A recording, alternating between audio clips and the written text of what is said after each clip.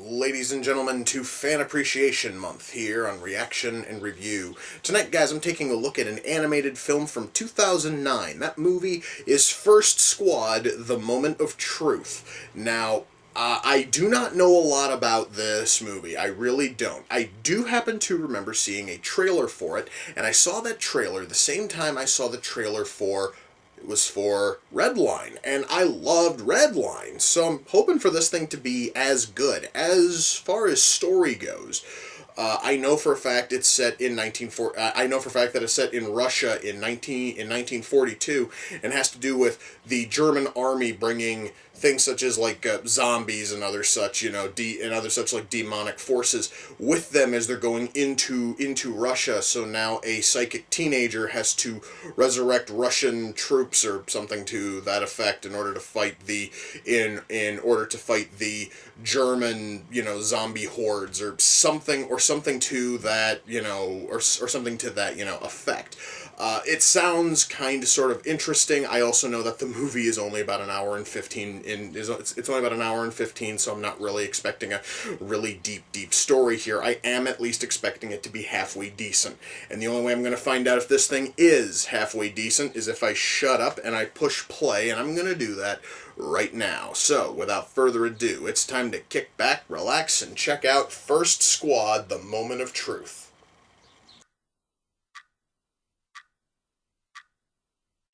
Guys, now this right here is something I really like. The fact that this movie's added in, we can almost fucking call them, documentary things involving Russian historians telling us about the war. This really is just some fascinating stuff, and it actually sort of helping to flesh out, the whole, story. I'm really liking this, guys. Alright guys, I know I stated earlier I really like all of these, fucking, documentary clips. I don't think we needed to hear a guy tell us exactly what fucking sedatives are, alright? Now mind you now, the other ones which have been shown in this movie have been really good, and the story here is really strong. I don't think we needed some jackass to tell us what fucking tranquilizers and sedatives are. Seemed like kind of a waste to me.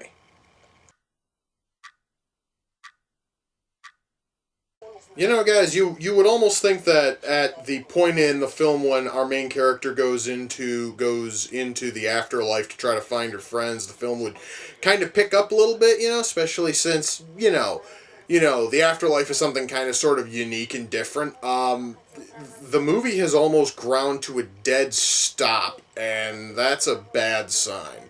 This honestly is the point when the writing should be at its strongest, and it's getting a little bit dull, and that kind of sucks, because I was really liking it up until this point.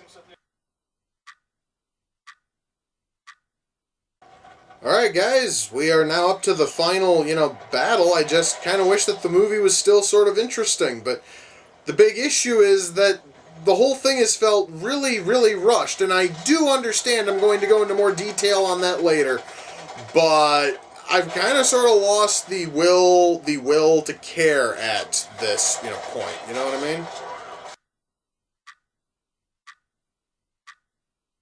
Well, guys, that was First Squad, The Moment of Truth. Let me shut that off. Wow. I guess the best way to sum it up, to sort of kick things off, would be it was a little bit disappointing. I guess I should try to explain that before I start talking about the writing and everything else. I went into this thing, guys, I was really expecting it to be awesome. Partially because of the trailer, and partially because of the content. Because almost any time that someone has tried to do a story where it is World War II and it's the Germans working on some kind of black magic occult thing, that normally comes off really interesting. And the fact that this one has the Russians doing something very similar, that actually piqued my interest even further. And we could have had here an amazing story. We genuinely could have. We could have had an instant classic right here. However, I think a lot of this is hindered by the film's runtime, because the movie only runs an hour and 15 minutes. And because of that, we don't have the time to flesh out the characters, to flesh out the story, and to really explain a few things that I genuinely think would have helped the film out immensely. Now, why don't we start with the writing, because the writing is kind of an issue with this movie. Because it starts off really, really interesting, and they spend the first like half hour of the movie, which is almost half of the fucking movie when you consider the runtime, just sort of giving us just a real scant background look at these characters, and or at least of our main character, Nadia and her friends, as they were training for what you find out later was some kind of like a Russian psychic military training thing, which would then explain why they had to do everything blindfolded, because, you know, apparently that takes fucking like clairvoyance and psychic what have you to be able to, you know, properly fire and weapons and climb walls and defend yourself when you can't see. All right, whatever. It would have been really nice if they would have explained why a blindfold and not, you know, something that would have hindered all other senses and make you have to work solely off of your mental power. But hey, I'm not going to question it. That is just one of the many problems we have here.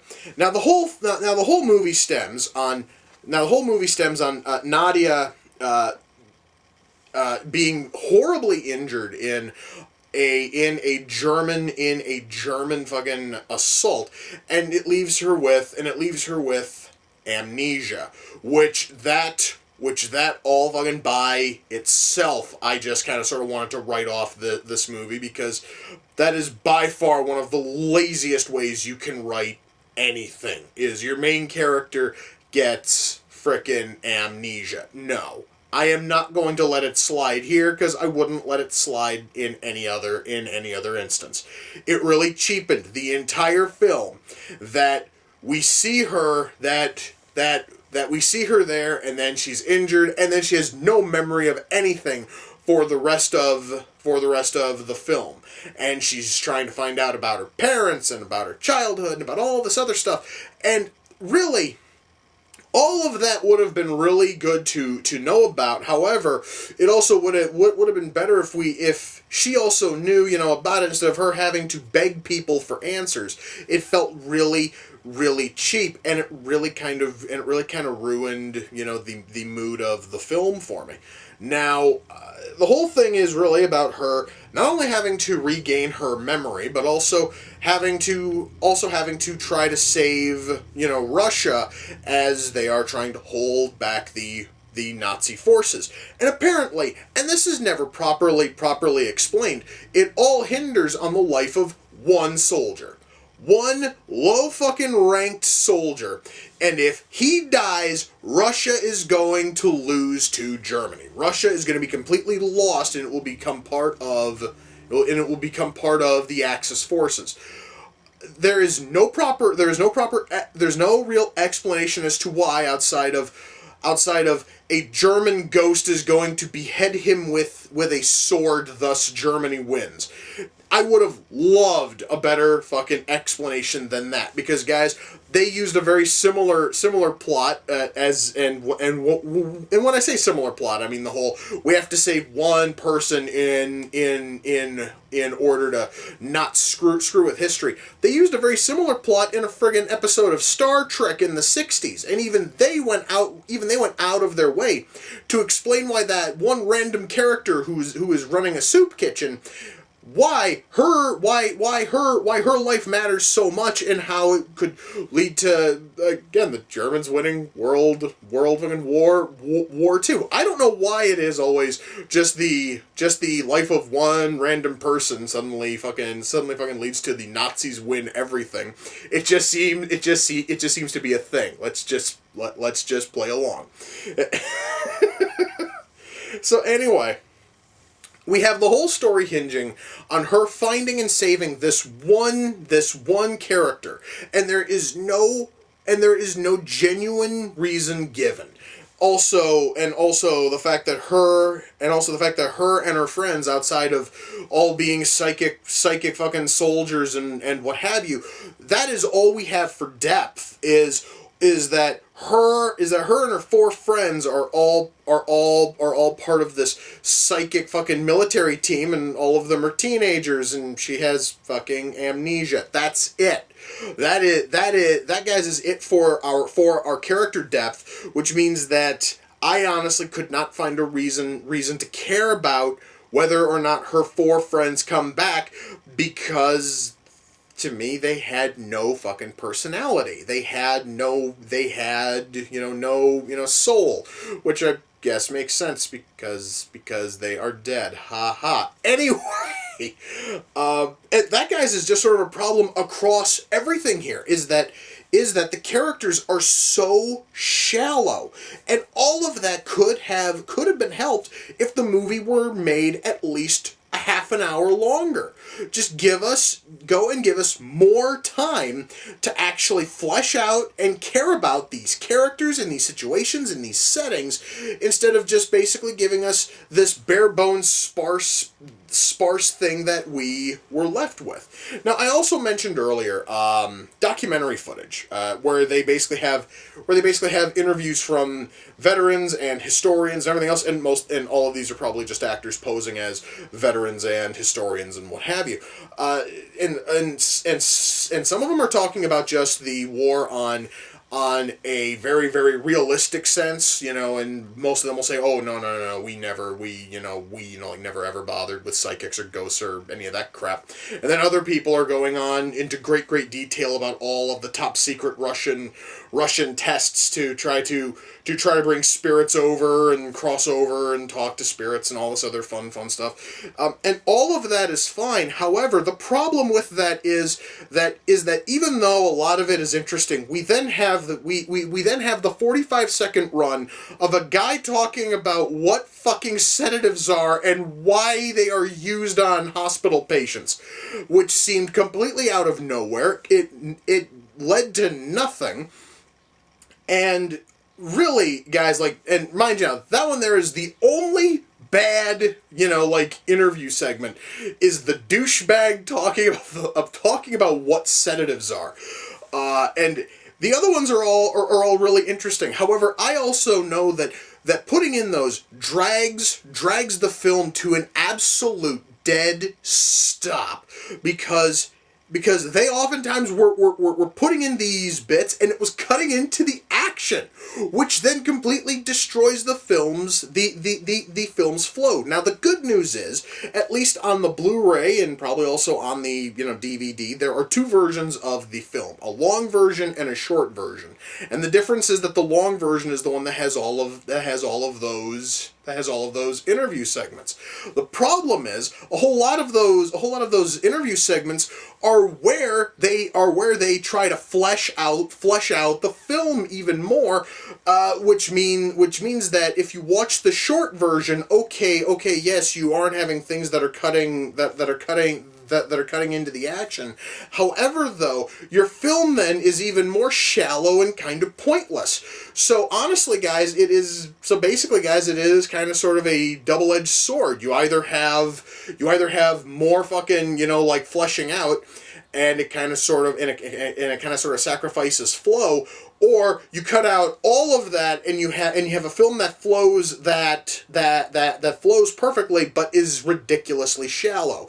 It really is kind of sad. Also the fact that if you watch this thing with the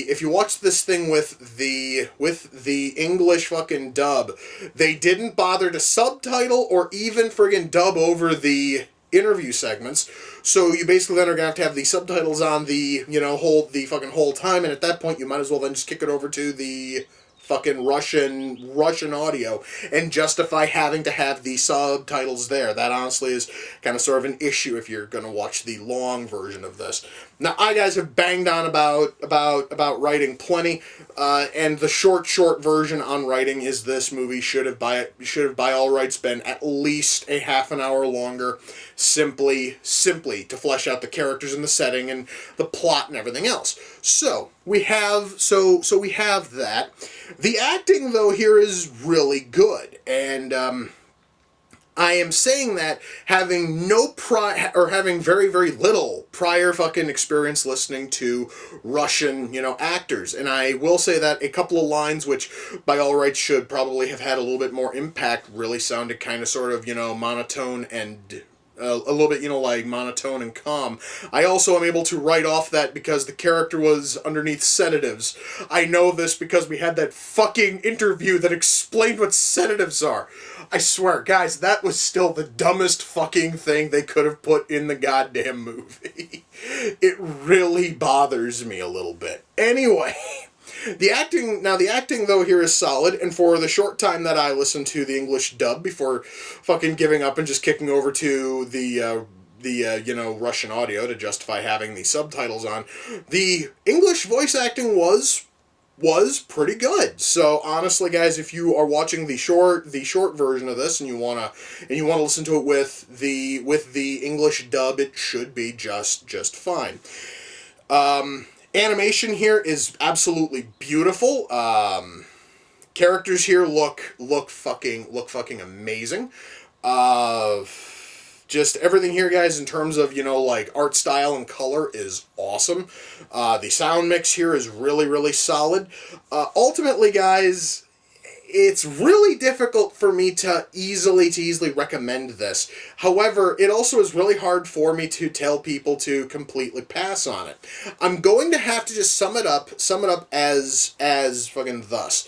If you are one of those people who is interested in all of the stories about, like zombies and spirits and all that other shit involving Nazis and them, looking into all these things, then hey, by all means, this thing here might actually be rather interesting to you. But mind you, I also am one of those people, and I kind of felt that the film is kind of shallow. The best thing, guys, I can tell you is this: rent it. And if you can find it on Netflix or if you can find it on Hulu, by all means check it out there. But as for a purchase, I would really have to rent it. I would really have to say you guys are almost going to have to rent it first, and then just see if it's your sort of thing. And if it is, by all means pick it up. However, though, it also is best to just rent it because if it honestly doesn't, gel, with you as it didn't gel with me, then you aren't out $10, $12, $14, whatever the price is on this thing. Now, because this is Fan Appreciation Month, First Squad, The Moment of Truth came off the Amazon wish list. The person who sent it in is a person whose name is Nobby. I actually have it written down here. And his YouTube channel, I'm going to assume that it is a he, and if I'm wrong, I am terribly sorry. And I'm also really sorry if I butcher this YouTube channel. I just want to apologize ahead of time. The person even sent me a small guide as to how to say their name and their, YouTube channel, but still, I fear I may butcher. Anyway, guys, Nobby's YouTube channel is Taking of Pelhamathi. I am going to put a link there, and again, I'm terribly sorry if I fucked up the pronunciation on that. Please, guys, swing over there, check it out. Nobby, thank you. I was really curious about this movie, and granted, it would have been a hell of a lot happier if the movie were better. I would have been a lot happier if the movie were fleshed out more. But the very fact that I still had a chance to see it is awesome, and I have you to thank. Please, guys, swing over there and check out everything which is on that channel. And if you like what you see, please sub. Now, you know what? Now, I mentioned earlier that I saw the trailer for this the same time on the same day that I saw the trailer for for Redline. I'm gonna go rewatch I'm gonna go and rewatch Redline because I know that Redline is an awesome movie. So anyway, guys, with that, we come to the close of another reaction and review. Until next time, ladies and gentlemen, take care, and I will see you all in the near future. Peace.